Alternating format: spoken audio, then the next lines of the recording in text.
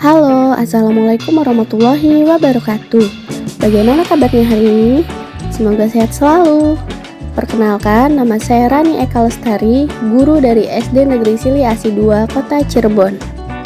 Hari ini kita akan belajar tema 5, subtema 3, pembelajaran 1 dan 2 untuk kelas 4. Dan untuk tujuan pembelajaran hari ini, yang pertama, menggali pengetahuan tentang perjuangan para pahlawan kemerdekaan.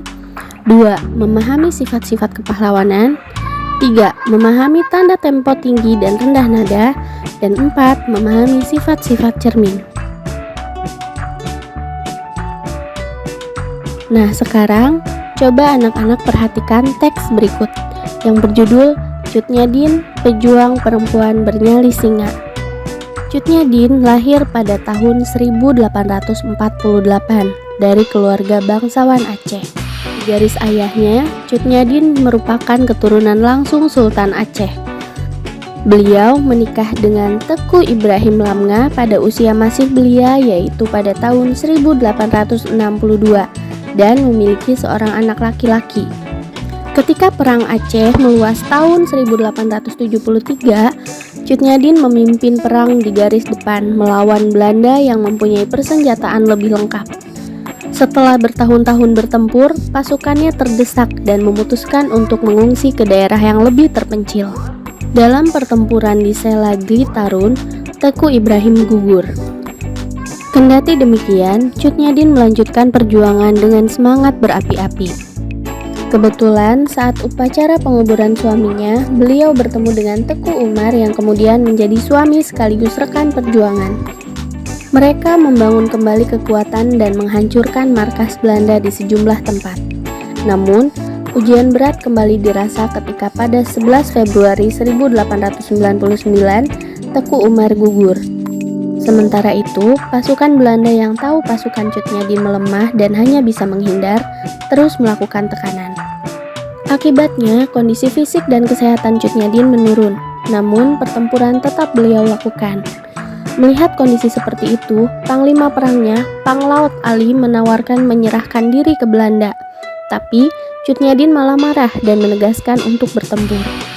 Akhirnya Cut Nyadin berhasil ditangkap dan agar menghindari pengaruh terhadap masyarakat Aceh, beliau diasingkan ke Pulau Jawa, tepatnya ke Sumedang, Jawa Barat. Di tempat pengasingannya, Cut Nyadin yang sudah renta dan mengalami gangguan penglihatan mengajar agama. Beliau tetap merahasiakan jati diri sampai akhir hayatnya. Beliau wafat pada 6 November 1908 dan dimakamkan di Sumedang. Makamnya baru diketahui secara pasti pada tahun 1960 kala Pemda Aceh sengaja melakukan penelusuran. Perjuangan Cut Nyadin membuat seorang penulis Belanda, Nyonya Zesklilulov, kagum dan menggelarinya Ratu Aceh. Nah, itu tadi adalah cerita tentang perjuangan pahlawan perempuan yaitu Cut Nyadin. Dari cerita tersebut, anak-anak dapat melihat beberapa sifat-sifat kepahlawanan yang dapat kita tiru. Meneladani sikap kepahlawanan berarti meniru dan melaksanakan sikap-sikap yang telah ditunjukkan oleh para pahlawan. Sikap kepahlawanan tidak hanya dilakukan oleh orang-orang yang dilatih untuk berperang. Nah, berikut ini ada beberapa contoh dari sikap atau sifat kepahlawanan yang bisa kalian tiru. Yang pertama, keberanian adalah suatu sikap untuk berbuat sesuatu atau mengambil tindakan dengan tidak terlalu merisaukan hal-hal buruk. Contohnya, berani mengakui kesalahan yang telah dilakukan, berani menjauhi sifat-sifat yang tidak terpuji, dan berani menghadapi segala permasalahan yang dihadapi. 2. Rela berkorban. Artinya bersedia dengan ikhlas memberikan tenaga, harta, dan pemikiran untuk kepentingan orang lain maupun masyarakat.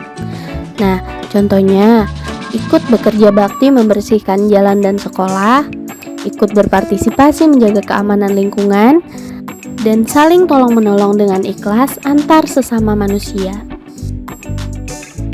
Yang ketiga, membela kebenaran dan keadilan.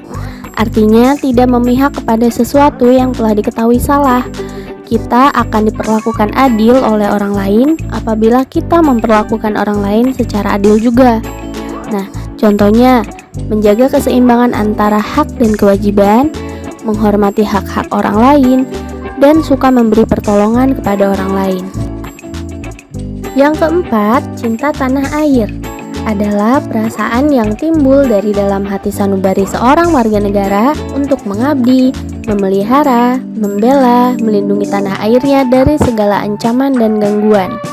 Contohnya, bangga menjadi warga negara Indonesia, berusaha melestarikan budaya daerah dan budaya nasional, dan ikut mengharumkan nama bangsa di tingkat internasional. Dan yang kelima, kesatria adalah sifat orang yang baik budi pekertinya dan perilakunya. Orang yang gagah berani, jujur, adil, suka menolong serta melindungi orang lain. Nah, contohnya seperti meminta maaf atas kesalahan yang dilakukan, melakukan introspeksi terhadap kesalahan yang dilakukan, dan ikut mengharumkan nama bangsa di tingkat internasional. Nah, sekarang mari kita menyanyikan lagu Hari Merdeka bersama-sama ya.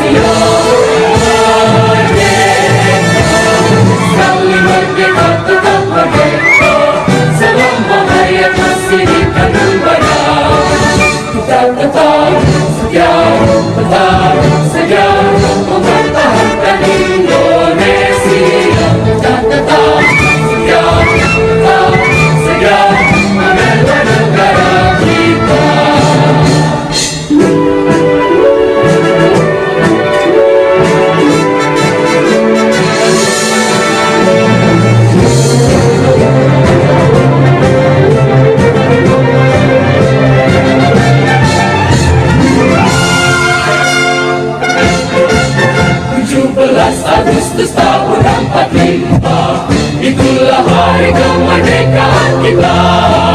Hari merdeka, nusa dan bangsa, hari lahirnya bangsa Indonesia.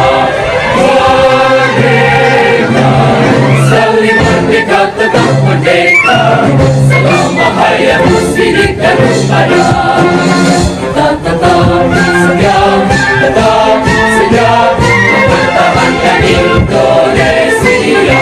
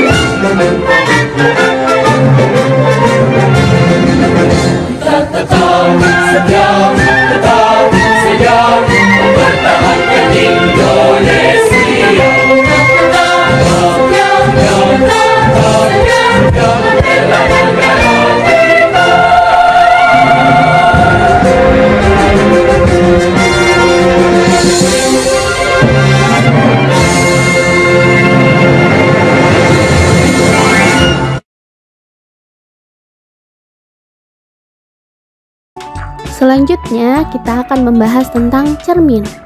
Cermin adalah benda yang permukaannya licin dan mengkilap. Nah, cermin ini dibedakan menjadi 3, yaitu cermin datar, cermin yang memiliki permukaan datar seperti sebuah garis lurus, cermin cekung, cermin dengan permukaan melengkung ke dalam, dan cermin cembung yang memiliki permukaannya berbentuk lengkungan teratur keluar. Setiap cermin memiliki sifatnya masing-masing. Seperti pada cermin datar memiliki sifat bayangan yang terjadi sama besar dan sama tegak dengan benda. Jarak benda dan bayangan sama. Bayangan cermin tertukar sisinya, dan bayangan cermin merupakan bayangan yang semu. Selanjutnya, cermin cekung memiliki sifat memantulkan sinar-sinar sejajar menuju titik fokus dan mengumpulkan cahaya.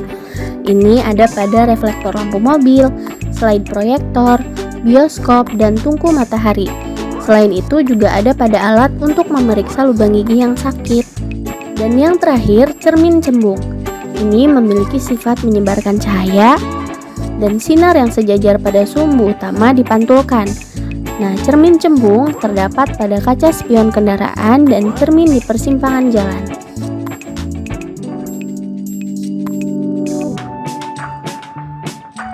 Nah, kesimpulan pembelajaran hari ini adalah Indonesia memiliki pahlawan nasional yang berjuang untuk merebut dan mempertahankan kemerdekaan.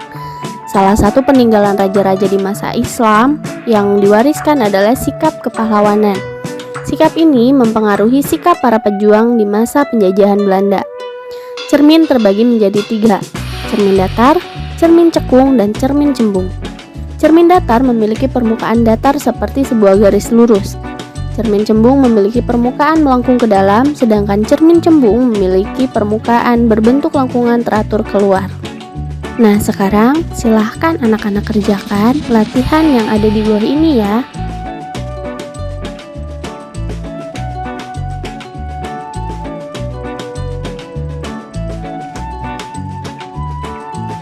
Nah, sekian pembelajaran hari ini. Semoga bermanfaat. Terima kasih. Wassalamualaikum warahmatullahi wabarakatuh.